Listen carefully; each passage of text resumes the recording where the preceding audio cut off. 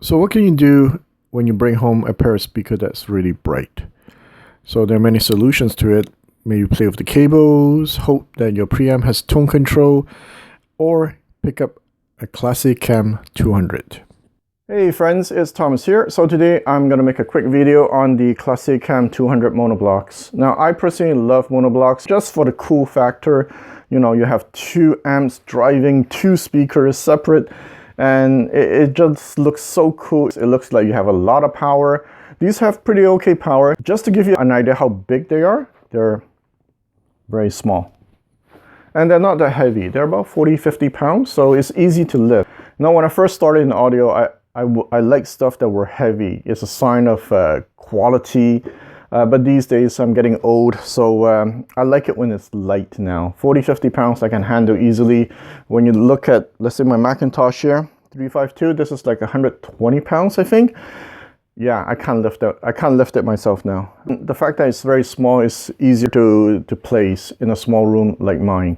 So if you look at the back, there's XLR input, RCA input. I personally didn't hear a big difference in sound quality. The reason why I bring this up is because I had the Classe 2300 before. XLR and RCA was a world of a difference. That was the only amp that I've come across that had a significant difference between XLR and RCA. Also, you can drive two speakers with these. I never understood this. Hey, what is the point of driving two speakers? Like, well, in this case, four, right? You have two binding posts at the back.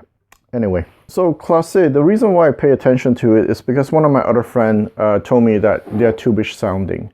They're very soft, they're not bright, they're very mellow.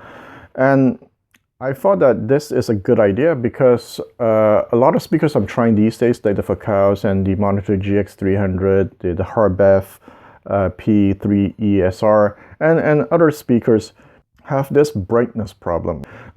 They're metal-based dome tweeters, metal-based dome mid-range. So I say, you know what, with a Classe known to have tubish sound, known to be very a little bit rolled off, would be an ideal match. So this is 4,000 US when it was new. So at this price, you expect it to do everything decent, imaging, soundstage, and so forth. So when I talk about an amp, I don't go over everything about the amp. Rather, I'll focus on its strength and weakness. In this case, its strength is also its weakness. It's a dark amp. When I first plugged it into my GX300, listened to it for about 15-20 minutes, for the first time in my life, I got bored listening to music. And I told myself, you know, maybe because I heard this song 700 times, that's why I'm starting to get bored of it. And I'll try tracks that I don't usually listen to, and I got bored. That's when I realized, you know what, my whole system, the cables I'm using are tuned to be soft because of the fact that, you know, all my speakers are very bright, very high resolution. I say with the Classe, maybe it's a little bit too soft now at this point. Or it could be a pacing issue, a rhythm issue. That's why I'm not getting into the music, right? So what I did, I had to take out all my bright cables, the Siltex, the Whiter. Talking about the Whiter. I'm just going to sidetrack a little bit here. So one of the comments I hear from people is that, you know, why bother getting a high-end speaker cable when cables inside speakers, if you take it apart, are very thin, very cheap, and so forth. My issue with that argument is that just because one speaker has very thin cable or a few speakers does not imply that all speakers have thin cable. If you look at the high-end speakers, no, they use expensive cable. The Sonos Faber, one of their big speakers, the expensive one, uses the same cable inside as my Whiter cable. Yeah, these cables are good. So anyway, back to the Classe. So I took out all my bright cables and it sounded okay. And usually I run it at 44K these days because, you know, it's a little bit too bright with my current speakers. Like right now, these Dying Audio, I don't run it at 192. I run it at 44K. But with the Classe Cam here, I can run it at 192. If you're somebody who likes soft, a bit rolled off, more analog sounding, then this is okay. And these monoblocks, because they're not too big, I thought, yeah, there's not too much power to it. 200 watts, rated at 8 ohms, 400 watt, rated at 4 ohms. But yeah, I was wrong. It has a lot of power. So these monoblock has its own signature sound, which is great.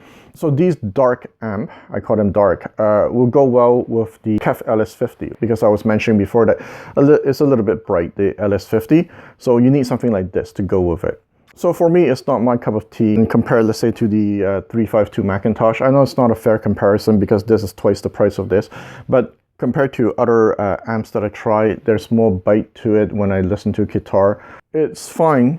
As I said, if you're into more the analog sound type, you like things a bit more musical instead of audiophile where you just keep analyzing the song. So after spending a bit of time with the Monitor GX300, I decided to plug the CAM200 to the dying audio. And after listening for a while, I start to get it. It's like, oh, okay, this actually sounds really good.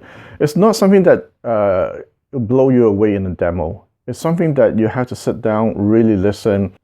It's refined.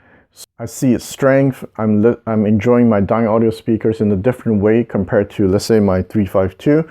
So I get it why Classe has this tubish sound characteristic reputation. So yeah, that's it. My short, quick video on the Classe CAM200. Questions, comment, put in the comment box. Till next time.